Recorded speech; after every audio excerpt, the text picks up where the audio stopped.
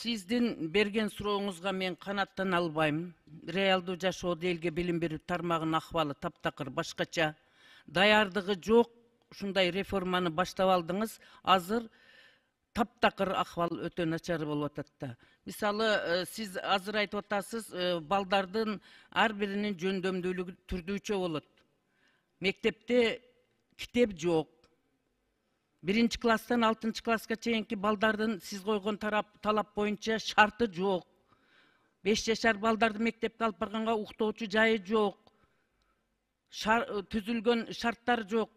Программасы мына бул лицей менен гимназиянын акыбалын бүгүнкү күндө аккредитациядан өтүп калгандарга мүмкүнчүлүк берип атасыңар. Азыр аккредитациядан өтүп бүткөн, мөөнөтү бүткөндөрдү жаап коюп атасыңар. Ал жердеги мугалимдердин бардыгы жеке менчик мектептерге кызмат издеп кетип атат. Сиз шаар менен айылдын ортосун салыштырууга болбойт да. Шаарда эми каалаган жерин ваучер боюнча дагы программаны киргизип койдуңуз, шаар жеринде тандоого мүмкүн болушу мүмкүн. Себеби кесиптик багыт берүүчү, тарбия берүү боюнча база жок да мектептерде. Кандай кылып туруп шарт түзөсүз? Эми жөн эле элдин коо сүйлөп коюп, элдин башын айландырып, балдарды кыйнаганда пайда жок да. Экинчиден, сиз айтып атасыз, лицей менен гимназиялардын натыйжасын жакшы берген жок деп. Жыл сайын берилип атуучу 53 алтын сертификатыңыз, ошол 13 сапат лицей болсо, анан 40 алтын сертификаттардын бардыгы ошол лицей менен гимназиядан чыккан балдар 90%. Азыр эми идиреги бар чыгармачылык менен иштеген мугалимдер каяка барып иштейт? Алар бардык азыр жекече мектептерди кыдырып жүрүп. Жекече мектептен кызмат издеп атат. А жекече мектепке карапайым элдин бардыгы балдарын окута албайт да. Акча төлөп окушат ал жерде.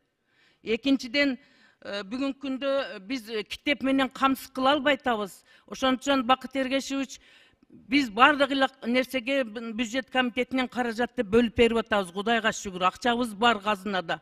Акча жок мезгилде жок деп жүргөнбүз. Бүгүнкү күндө мен сунуш кылат элем, 1 миллиард акчаны окуучулардын китебине бөлүп коелучу.